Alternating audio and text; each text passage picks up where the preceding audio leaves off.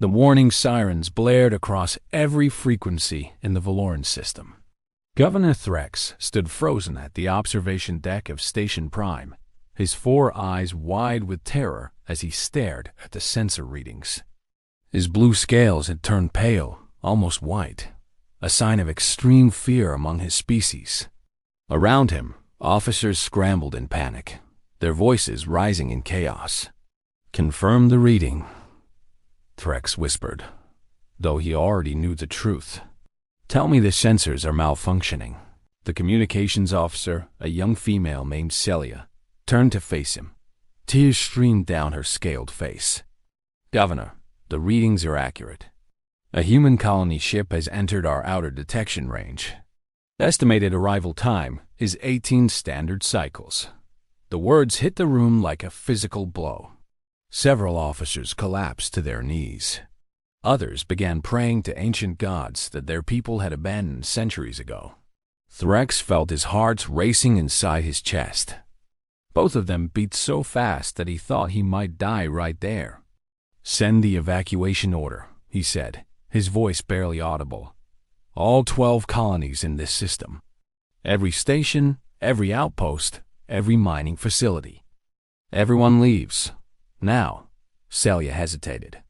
"Governor, we have 47 million citizens in this system. The evacuation ships cannot possibly carry them all in time."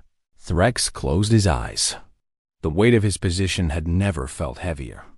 "Then we prioritize children first. Then essential workers who can rebuild our civilization elsewhere. The rest will have to crowd onto any vessel that can achieve faster than light travel. Cargo ships, mining haulers, anything with an engine." The order went out within minutes. Across the Valoran system, the same scene played out in different forms. Families rushed to spaceports, carrying only what they could hold in their arms. Parents wept as they handed their children to strangers on evacuation ships. Old ones refused to leave, choosing to stay behind rather than burden the young with their slow movement. On the agricultural world of Valora 3, Farmer Ketris was harvesting crops when the emergency broadcast reached his communication device. He dropped his tools and ran toward his home. His wife stood in the doorway, already holding their 2 small children. "How long do we have?" she asked. "Not long enough," Ketris replied. "The nearest spaceport is 3 hours away by ground transport. The ships will be gone before we arrive." His wife began to cry. Ketris held her close, their children pressed between them. He looked up at the sky, searching for the approaching threat that would soon destroy everything he knew. Across the galaxy, the Galactic Council of Species received a distress signal from the Valoran system. The council chamber fell silent as the message played. Representatives from 17 different species sat in stunned disbelief. High Chancellor Morvex, an ancient being of pure energy contained in a crystalline form, spoke first. "How did the humans discover the Valoran system?" "Our map showed it was well outside their exploration range." Admiral Crix of the Tharan Empire stood from his seat. His massive reptilian body cast a long shadow across the chamber floor. "It does not matter how they found it. What matters is what we do now. The humans are expanding again. This is the 4th populated system they have approached in the last 2 years.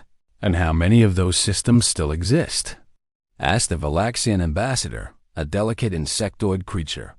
"How many of our people have vanished since the humans began their spread across the stars?" Nobody answered. They all knew the truth.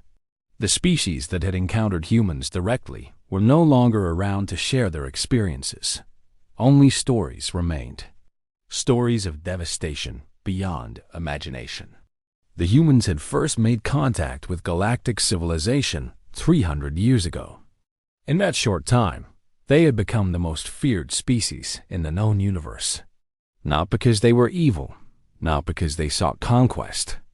They were feared because they were something far worse. They were survivors. The first reports had seemed impossible. A species that breathed an oxygen-nitrogen atmosphere, consumed organic matter for fuel, and reproduced at an alarming rate. Their bodies were fragile compared to most species, lacking natural armor, venom, or energy projection abilities. They should have been prey, not predators. But then the observers watched humans for the first time. They saw a species that refused to die. Humans fell ill with diseases that would kill any other creature in hours, yet they fought the sickness for days, weeks, sometimes years. They suffered injuries that destroyed half their organs, yet they rebuilt their bodies with machines and continued living.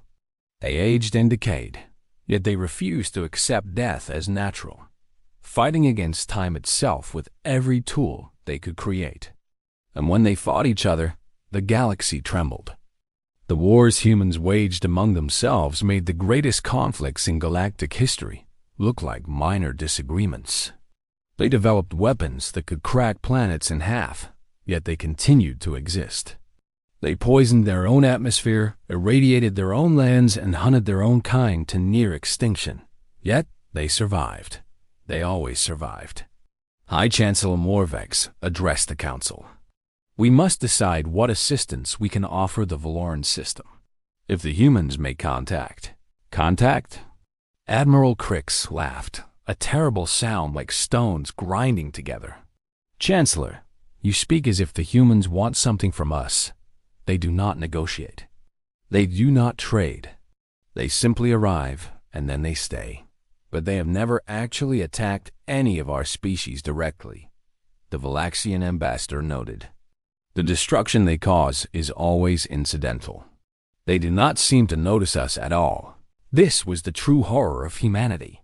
They were not conquerors in the traditional sense. They were something more terrifying. They were colonizers of the most relentless kind. They did not care about other species because they did not need to care. They simply moved into whatever space they desired and began reshaping it to suit their needs. A human colony ship carried 50,000 individuals. Within a single generation, that number would grow to hundreds of thousands. Within 5 generations, millions. The humans bred at rates that made mathematical models break down. Their population growth was exponential in ways that defied all biological understanding. And wherever they settled, the native ecosystem died. Not from deliberate destruction, but from competition. Human crops replaced native plants. Human animals pushed out native creatures. Human bacteria and viruses swept through unprepared populations like fire through dry grass. The humans never intended harm, but harm followed them like a shadow. Back in the Valoran system, Governor Threx watched the evacuation proceed. Ships launched from every port, streaking across the sky in endless waves. The orbital stations were emptying at record pace. Yet he knew it would not be enough. "Governor," Celia called out, "we are receiving a transmission. It's from the human ship." The room went silent. Threx felt his scales grow even paler. "Play it." The screen flickered, and then a human appeared. It was a female, with brown hair and strange forward-facing eyes. She was smiling, showing her teeth in what Threx knew was meant to be a friendly gesture, though it looked like the snarl of a predator. "Greetings to whoever is receiving this message. This is Captain Sarah Chun of the UNS Manifest Destiny. We are a colony vessel from the United Earth Nations. We come in peace and friendship.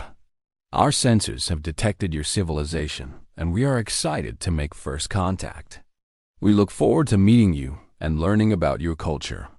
We hope this is the beginning of a beautiful relationship between our peoples." The message ended. Threx stared at the blank screen for a long moment. "She seems genuine," Celia said quietly. "Perhaps the stories about humans are exaggerated." Threx turned to look at his young officer. The Kithrani thought the same thing. They welcomed the human colony ship with open arms 3 centuries ago. They offered land for the humans to settle. They shared technology and culture. They believed they were gaining valuable allies. What happened to them? No one knows. The Kithrani no longer exist. Their homeworld is now called New Chicago. 40 billion humans live there. There is no evidence that the Kethrani ever existed except in our historical archives. Celia's face lost all color. The humans killed them? No. That's what makes it so terrible. The humans did not kill them. The Kethrani simply disappeared. They stopped having children. Their young ones adopted human culture. Within 10 generations, there were no Kethrani left. They were absorbed, assimilated, erased from existence without a single weapon being fired. This was the true weapon of humanity. Not their ships. Not their technology. Not their frightening resilience. It was their culture. Human culture was aggressive in ways that no military force could match. It spread through populations like a virus. Young members of other species watched human entertainment and learned human languages. They adopted human fashions and human values. They intermarried with humans and produced offspring that identified more with their human parent than their alien one. Every species that had extended friendship to humanity had eventually ceased to exist as a distinct people. The humans did not intend this outcome. They would have been horrified if anyone had pointed it out. But they could not stop it any more than they could stop breathing. It was simply what they were. Governor Threx made his decision. Continue the evacuation. We leave nothing behind that could interest them. If the system appears empty and worthless, perhaps they will pass us by and seek somewhere else to settle.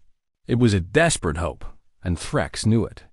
The human colony ship would arrive, and it would find a system full of habitable worlds. The humans would land, and they would begin building. Within a century, the Valoran system would be human territory. But perhaps, if Threx and his people fled far enough, they could survive. Perhaps they could preserve their culture and their identity in some distant corner of the galaxy where humans had not yet reached. As the last evacuation ships launched, Threx took one final look at his homeworld. He had been born in that blue-green planet. His ancestors had lived there for 1,000,000 years. Now it would belong to creatures from a small yellow sun in an unremarkable arm of the galaxy. The humans would rename it. They would build their cities over Valoran ruins. They would plant their gardens where Valoran forests had stood for millennia. And in time, no one would remember that the Valoran had ever existed. Threx boarded his ship and gave the order to jump. As the stars stretched into lines around him, he whispered a prayer for all the species who would one day face the same choice. Somewhere in the darkness of space, the human colony ship continued its approach. 50,000 humans slept in cryogenic chambers, dreaming of new homes and new beginnings. They did not know that their arrival had caused 47 million beings to flee in terror. They would probably never know. And even if someone told them, they would not understand. How could they? They were only humans. They were only doing what humans had always done. They were surviving. They were spreading.